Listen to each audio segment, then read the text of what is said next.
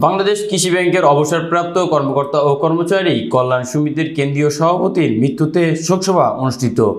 বাংলাদেশ কৃষি ব্যাংকের সিবিএ কেন্দ্রীয় নির্বাহী কমিটির প্রাক্তন সভাপতি আব্দুল হালিমের শোকসভা গতকাল পটিয়া আঞ্চলিক কমিটির উদ্যোগে পটিয়া কর্ণফুলী কমিউনিটি সেন্টারে অনুষ্ঠিত হয়। উক্ত অনুষ্ঠানে সভাপতিত্ব করেন পটিয়া আঞ্চলিক কমিটির সাবেক সহসভাপতি আনোয়ারুল আজিম চৌধুরী। প্রধান অতিথি ছিলেন পটিয়া অঞ্চলের আঞ্চলিক ব্যবস্থাপক মোহাম্মদ এনারুল ইসলাম মজুমদার।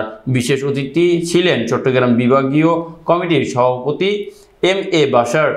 বক্তব্য রাখেন পটিয়া অঞ্চলের সাধারণ সম্পাদক মোহাম্মদ আবুল হোসেন সহ সহসভাপতি মোহাম্মদ রফিকুল ইসলাম, যুগ্ম সাধারণ সম্পাদক কে.এম.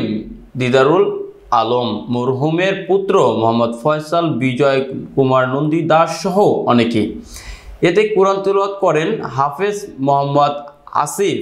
বক্তাগণ মরহুমের কর্মময় জীবনের ওপর আলোচনা করেন এবং অবিলম্বে তার খুনিদের গ্রেপ্তার ও দৃষ্টান্তমূলক শাস্তির দাবি জানান। অবসরপ্রাপ্ত কর্মকর্তা কর্মচারী কল্যাণ সমিতি পটিয়া অঞ্চলে জনাব মোহাম্মদ আনোয়ার। পটিয়া অঞ্চলের অবসরপ্রাপ্ত কর্মকর্তা কর্মচারী কল্যাণ সমিতি সম্মানিত সভাপতি মরহুম আব্দুল হালিমের স্মরণে আজকের এই পটিয়া অঞ্চলের পক্ষ থেকে শোকসভা। আজকের শোকসভায় সভাপতি হিসেবে উপস্থিত আছেন আমাদের পটিয়া অঞ্চলের স্বনামধন্য আঞ্চলিক নিরীক্ষা কর্মকর্তা এবং আমাদের সংগঠনের সিনিয়র সহসভাপতি। তাপস করেন, আমাদেরকে শিখিয়ে দিয়েছেন যাতে কখনো তাপস করে। আজকে আমার বাবার মতো একজন মানুষ তার হত্যার বিচারটা এখনো কোনো ন্যায় বিচার পায়নি।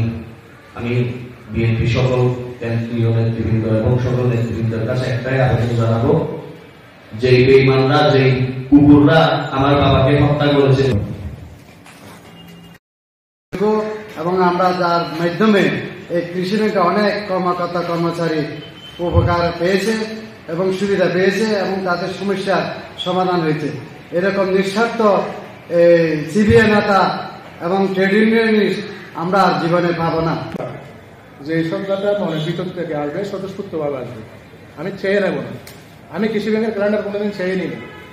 1 বছর নিয়মে রিটায়ারমেন্টে যাওয়ার পর আমাকে দিলে দিই, কারণ আমি ওই বিক্রির একটা ক্যালেন্ডারের জন্য হওয়া এটা আমার পক্ষে সম্ভব না।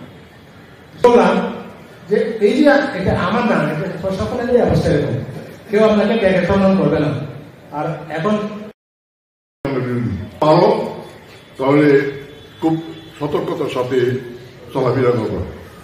এই যে কিছু কথা বলে শেষ, তার সাথে তো সালে আমার প্রমোশনের বদলে গেলাম। আমি কোথায় ছিলেন এই কেমন খবর পাইছি? আমি তো আমার ছিলাম কোনো কাছে কারো কাছে ধরনের সমস্যা হয়তো না।